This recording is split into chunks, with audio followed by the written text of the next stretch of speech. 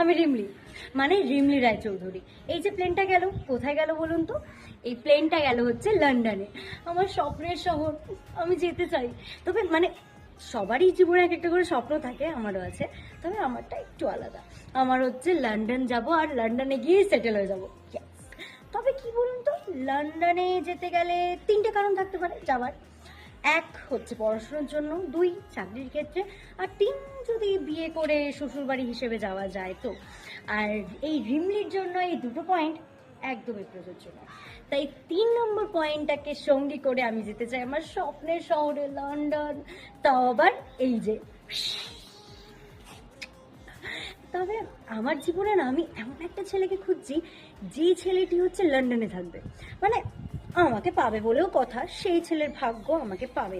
যাই হোক, তবে আমাকে নিয়ে যাবে, আর ওখানেই যদি একবার ওকে বিয়ে করে চলে যেতে পারি, আমাকে আর কেউ আটকাতে পারবে না। আমি লন্ডন যাবো এইটাতে করে।